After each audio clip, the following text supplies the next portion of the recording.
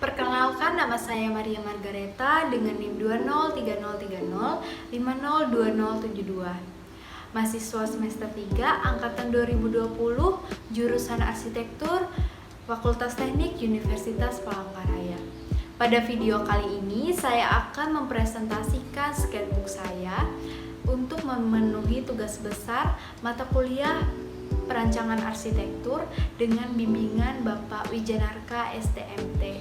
Pada kesempatan kali ini saya mendapatkan judul tugas yaitu Rumah dan Ruang Usaha untuk Seniman Lukisan. Berikut video presentasi dari sketchbook saya. Pembahasan pertama yaitu mengenai preseden. Preseden yang pertama saya ambil yaitu St. Petersburg Cotex karya Frank Lloyd Wright. St. Petersburg Cotex adalah pondok tepi danau yang memiliki 2 kamar yang terletak di Mirror Lake State Park di luar Danau Delton, Wisconsin, Amerika Serikat. Bangunan ini dirancang oleh Frank Lloyd Wright pada tahun 1958 dengan gaya arsitektur modern movement. Berikut adalah gambar denah, side plan, serta tampak dari St. Petersburg Cotex. Selanjutnya yaitu gambar potongan dan juga perspektif.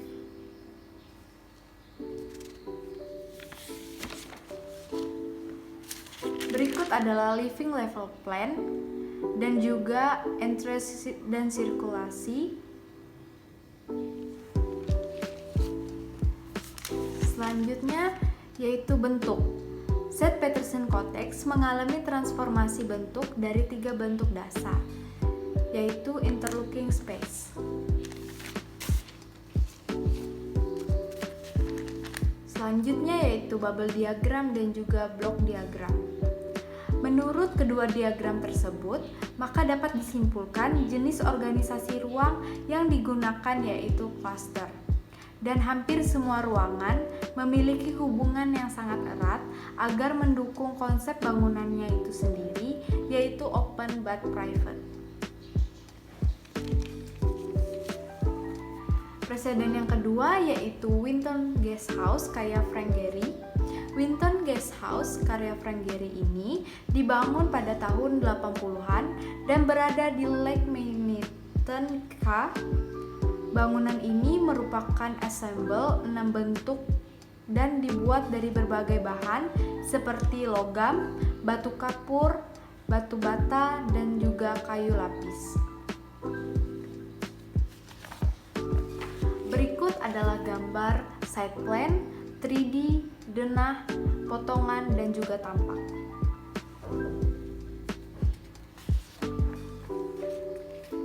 Selanjutnya yaitu sirkulasi dan juga sifat ruangan. Terdapat juga bubble diagram dan juga block diagram. Menurut saya, bentuk dari Winton Guest House itu saling bersentuhan atau berbagi garis batas bersama. Selanjutnya yaitu kesimpulan dari kedua preseden dalam pembahasan program ruang, organisasi ruang, pola sirkulasi, cara mengomposisikan bentuk arsitektur, bentuk dasar, cara mengomposisikan bucket dan fasade, unity dan harmoni, balance, irama, dan proporsi. Selanjutnya yaitu program perencanaan atau programming. Programming terdapat 3 bagian yaitu program fungsional, program performansi, dan juga program arsitektural. Yang pertama yaitu sivitas. Sivitas yang ada di dalam rumah yaitu ayah, ibu, anak, anak pertama, anak kedua, dan anak ketiga. Dan sivitas eksternal atau yang berasal dari luar bangunan yaitu pengunjung galeri.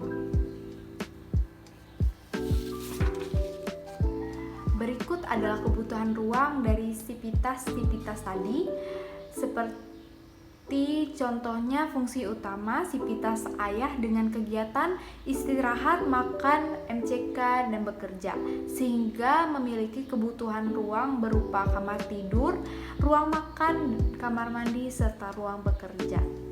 Dengan kebutuhan furnitur, kasur, meja, shower, dan kursi.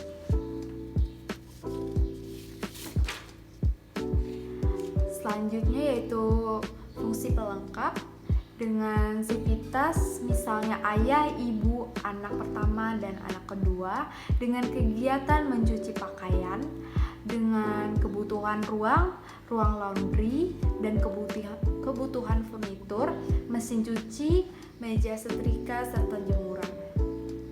Selanjutnya yaitu fungsi penunjang, misalnya Sivitasnya ayah, ibu, anak pertama, anak kedua, dan anak ketiga, dengan kegiatan beribadah sehingga membutuhkan ruang suci untuk beribadah dengan kebutuhan furnitur berupa meja.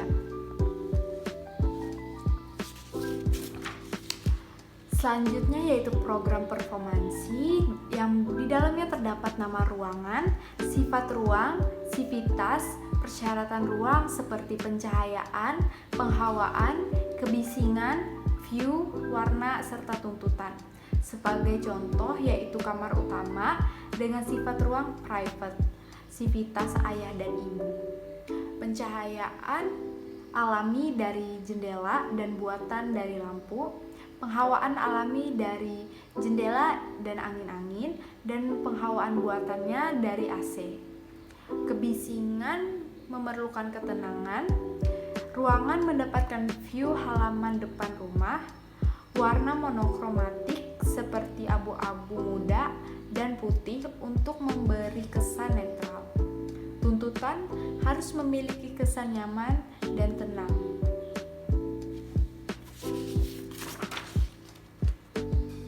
Berikut adalah persyaratan ruang untuk ruangan yang lainnya juga.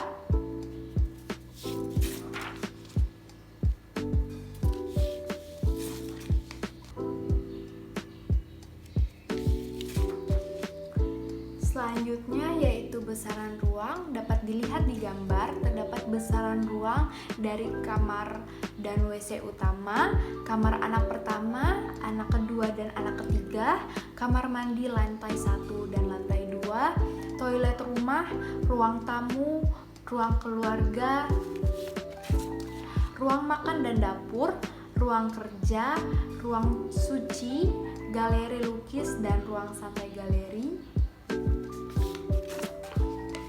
toilet galeri, ruang laundry, garasi, dan tempat parkir untuk pengunjung galeri. Selanjutnya yaitu kajian tapak. Tapak berlokasi di persimpangan antara Jalan Mentaya dan Jalan Simpang Mentaya. Pada bagian utara tapak berbatasan langsung dengan Jalan Simpang Mentaya dan Madrasah Sanawiyah An-Nur. Pada bagian timur, tapak berbatasan dengan simpangan antara Jalan Mentaya dan Simpang Mentaya. Pada bagian selatan, tapak berbatasan dengan Jalan Mentaya. Pada bagian barat, tapak berbatasan dengan rumah-rumah warga. Selain itu, di dekat tapak terdapat beberapa rumah makan, GBI Glow Fellowship Center, Masjid An-Nur, dan beberapa toko.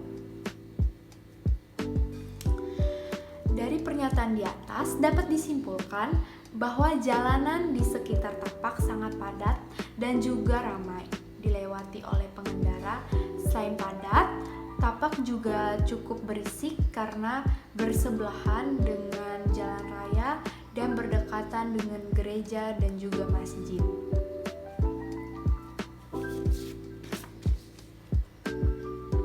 Selanjutnya yaitu foto dari suasana sekitar tapak. Dapat dilihat di gambar pada Jalan Barito, Jalan Simpang Mentaya, tampak-tampak, dan juga Jalan Mentaya.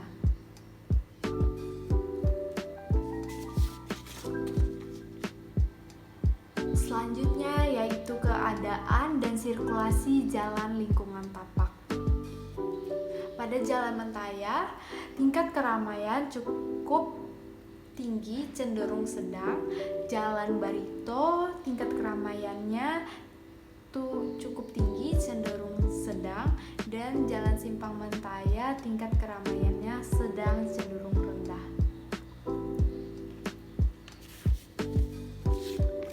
Selanjutnya yaitu posisi tapak. Posisi tapak cukup baik karena terdapat beberapa pepohonan di sebelah tapak sehingga udara menjadi lebih sejuk. Sirkulasi di bagian kanan tapak kurang baik karena berasal dari daerah sekolah sehingga kemungkinan udara menjadi agak panas. Dan pada bagian kiri tapak posisinya tidak baik karena bagian barat tapak merupakan area padat pemukiman sehingga sirkulasi kurang lancar dan juga kurang sehat. Di sebelah kanan terdapat penyebaran cahaya matahari.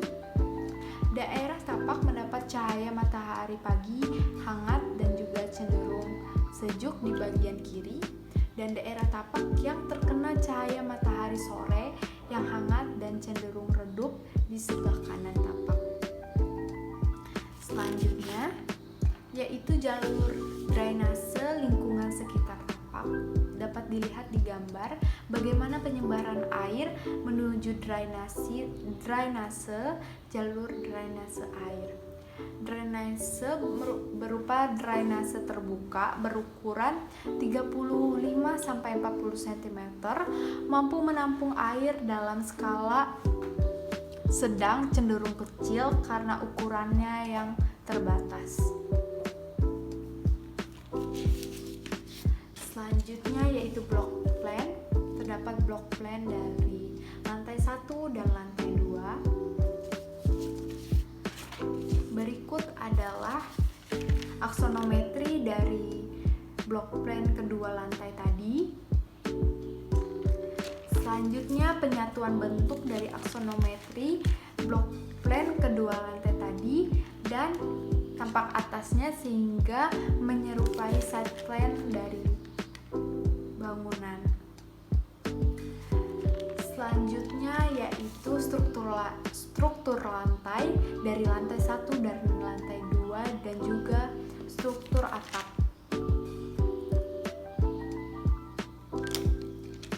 Selanjutnya yaitu denah lantai 1 dan denah lantai 2. Selanjutnya yaitu sistem jaringan air. Berikutnya yaitu site plan dengan skala 1:400.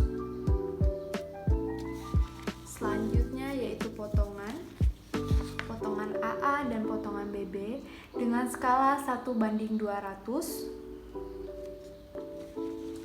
Dan yang selanjutnya yaitu tampak kanan dan tampak kiri dengan skala 1:200. Selanjutnya yaitu tampak depan dan tampak belakang dengan skala 1:200. Demikian presentasi dari saya. Apabila terdapat kesalahan, saya mohon maaf. Sekian dan terima kasih.